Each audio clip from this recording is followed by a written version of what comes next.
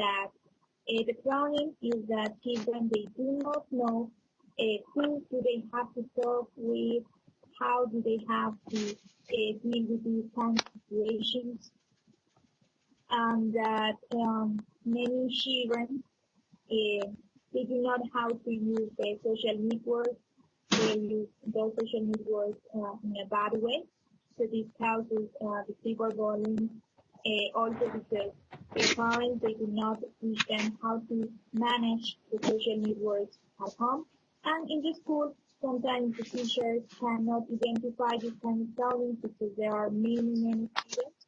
So they can pay attention at the moment in the school what is going on. Nevertheless, when they are using the social network, we do not have enough control over that. So that's why this cyberbullying has more consequences and even to the point of causing suicide in the experience.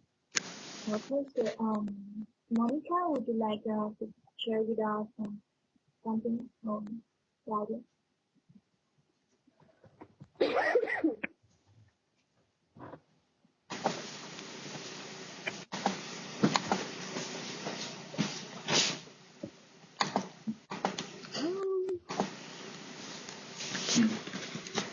Okay, well, as you said, cyberbullying is a very difficult problem because it's a problem that we can't see.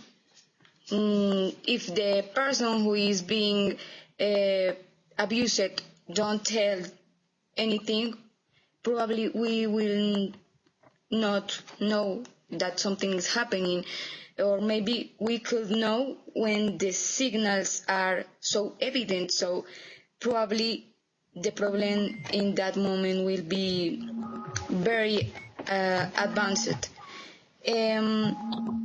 I think that bullying is not a new problem of the society because people have done bullying to others for many years.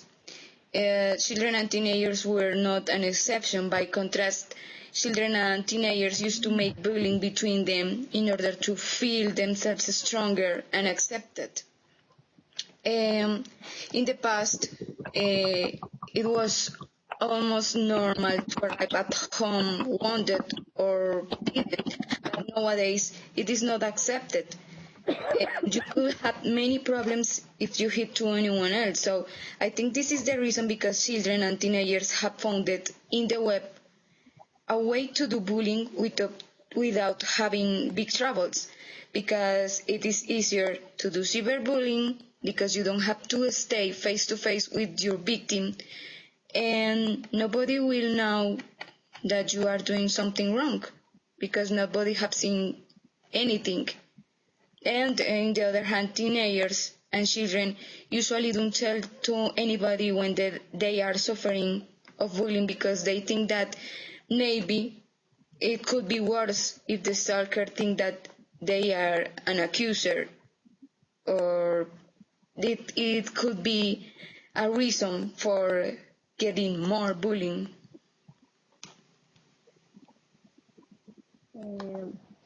Cyberbullying as a silent enemy for teenagers.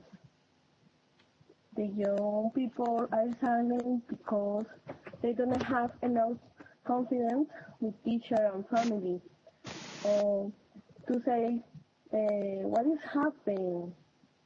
The teenagers, I don't know how the match that I doing in the life, the other person, the same. This is important. I don't know about they use the technology to respect the photography, daily routines, sharing information. I don't know how to password in the account. I create a virtual world, the environment. I do not respect the environment in family. Only life in constant social network is dangerous for the teenagers.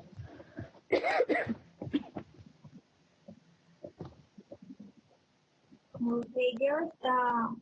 Thank you very much for these opinions about the cyberbullying. We can continue with the second question, that is, as a teacher, what would we do to prevent the cyberbullying among students? Monica, what can you tell us about this question, the second question? Okay. I think that workshops are very important in order to make students to realize that it is a problem, it is a big problem that could have bad consequences. So I think that as a teacher, I will try to design workshops that help children to have more confidence in their own capacities in order that when someone else will try to hurt them, they feel confidence and they know that they are important people, special people, and that maybe that person is only trying to hurt them. And I will try to show them that a person that stuck to someone else, or a person that needs to make feel bad to other people in order to feel herself better, is sillier than the person who is being stalked. I will try to design activities as role plays when the children must perform bullying or cyberbullying situations in order to make them realize the consequence of this kind of abuse, and in order to make them realize how do they feel if they are suffering of cyberbullying.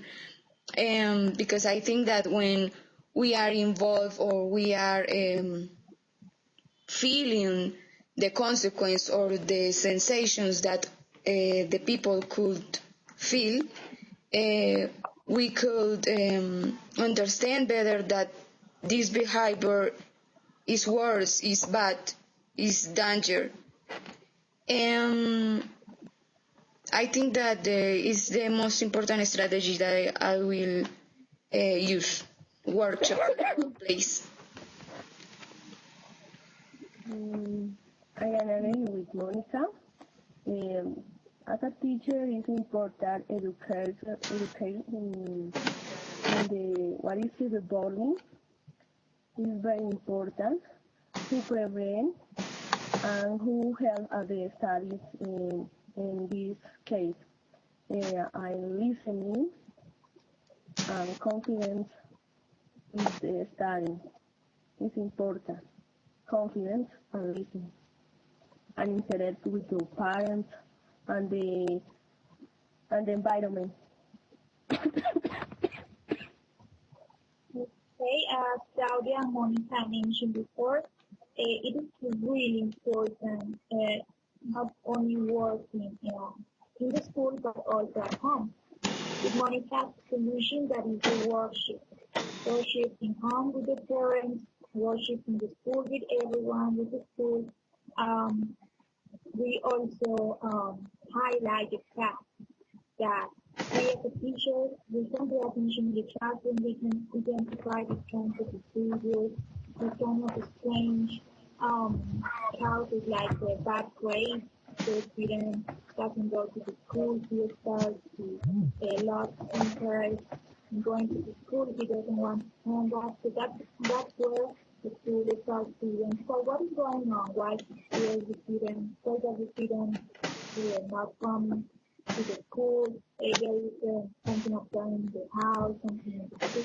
That's where we start to identify the facts. However, as we mentioned before, the cyberbullying, that is the technology they use as the tools, because it's not the technology fault, it's how they use the technology, how do they use it, what do they do with this kind of tools, and why is that they want to bother some people. Perhaps there is something that the parents never told them, like, hey, you have to respect the others, but you have to do it. And we also said before in the previous meeting that sometimes there are children that they believe that they are more than others, to look down upon many people, and that's where the problem starts. That's where they start to say that they start to feel afraid. They do not look for solution. And why they do not look for solution? Because the school doesn't talk about it. They do not talk about the kind of topic. That's why this is happening. I just found a feature here in this application. So we can watch the video Let's Fight with the Cyberbullying and also talk while we watch the video. Let's see if this is working.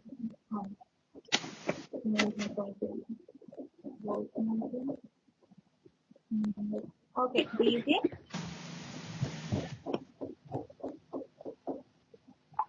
Do you see the video?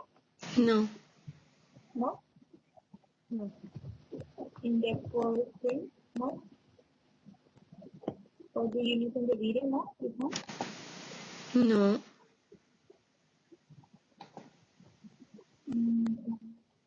Now just now find an option that we can watch the video and we can give like an opinion about the video.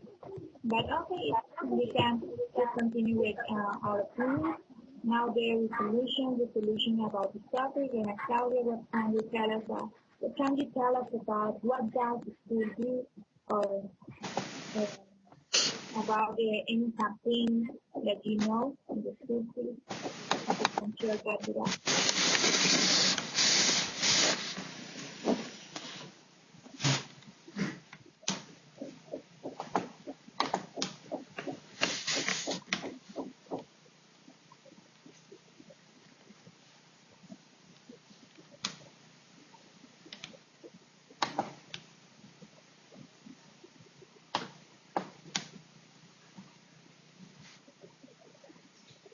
Can I go on?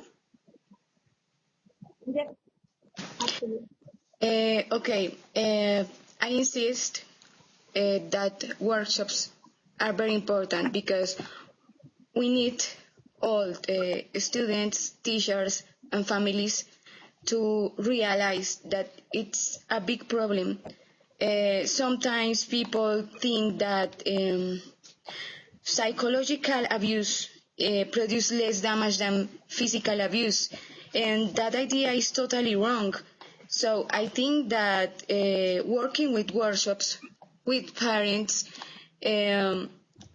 people or community will realize that it's an important topic. It's a big problem because sometimes something that is hurting you inside in your head could make that you take bad decisions. Most in teenagers that are people so vulnerable, and it's easier to them to feel less important, to feel emotionally down. So I think that schools could have a strategy with workshops. Schools could share in workshops with the families when they could realize the damage that this behavior could do in their own children, and to understand that nobody is exempt of having a bullied or a bully in home. The parents must know that it's their responsibility to watch how their children use the web and the networks, and to teach them values as empathy, tolerance, solidarity, in order to decrease the bullying and the cyberbullying. On the other hand, workshops with the students are fundamental also because, well, students are the main victims. So in order to give to the children tools for being prepared if they are suffering of cyberbullying, to know what to do, the workshops with them are very important. And at the same time with that, they could improve the values as empathy and solidarity between them.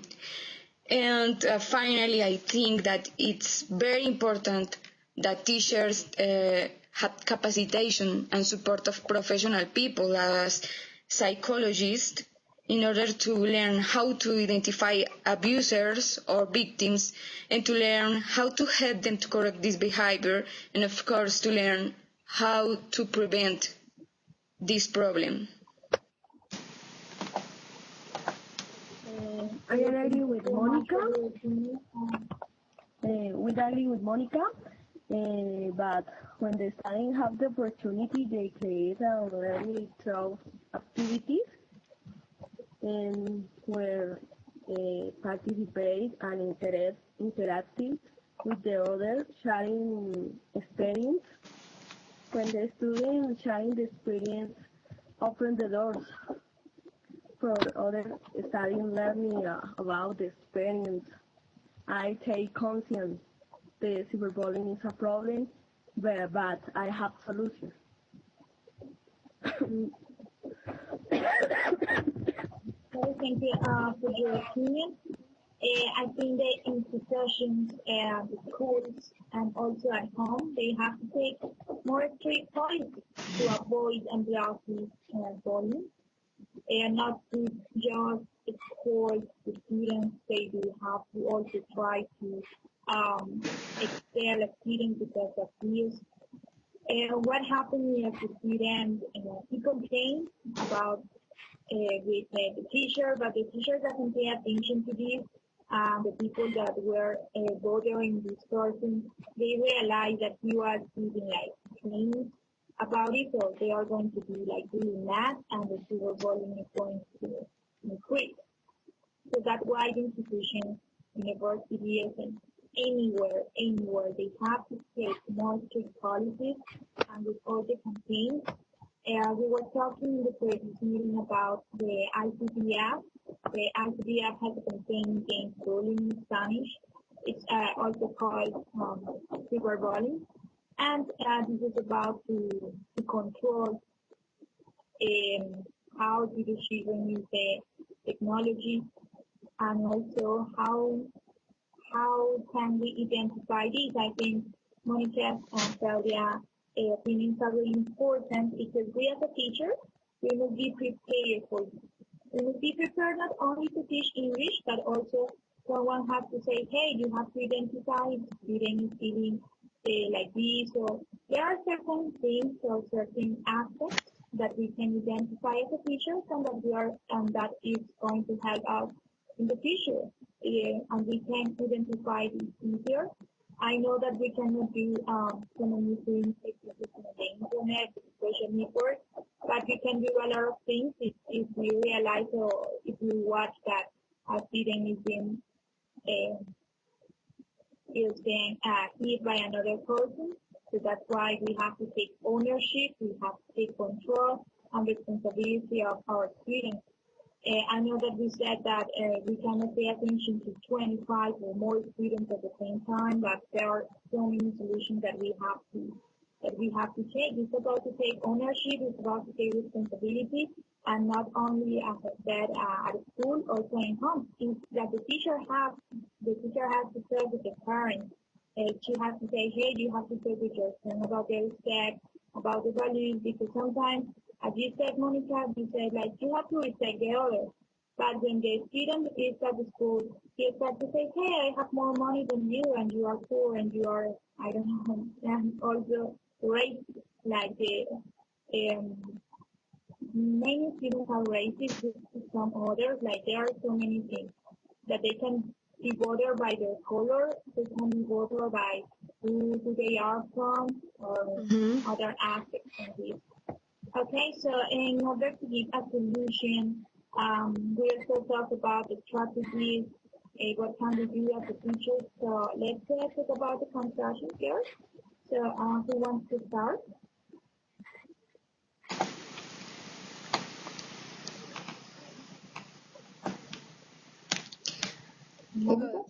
Okay. As a conclusion, I can say that, well, cyberbullying is a problem that does exist. So many people think that it's not true, that maybe it's because teenagers are so sensible, that actually no. There are so many people that have think or have thought, even in suicide because of abuse or in cyberbullying. So I think it's important to have conscience about the problem and to try to teach to children values about how to treat to other people, about respect, and about the danger that they could have when they don't know how to use technology.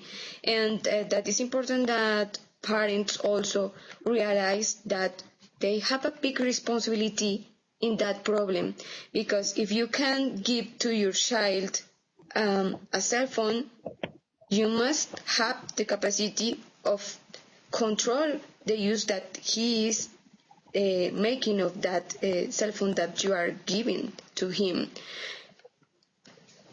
In the other hand, well, capacity for teachers, professional support in order to learn how to identify that problem and how to prevent the problem.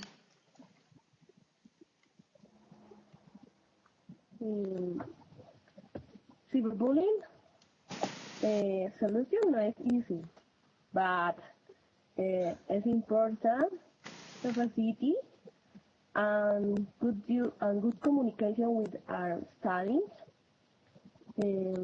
Also use responsibly in their social network. For the other hand, work collaborative in family, teacher, friends, and environment in real life students. It's important. It's open the door. It's begin and look at the solution, the cyberbullying. Okay, thank you. I would like to say as well that what would we do like in a real situation, right? I think the first thing that I would do, the most important thing is to talk with the student, like right away. I would talk to the student, I would say like, hey, what is the problem? But before doing that, I would like to try to be like his friend or her friend, so that they can trust on us, because sometimes they do not like to trust on us. Do we lose connection? Did we lose connection with others? I guess yes.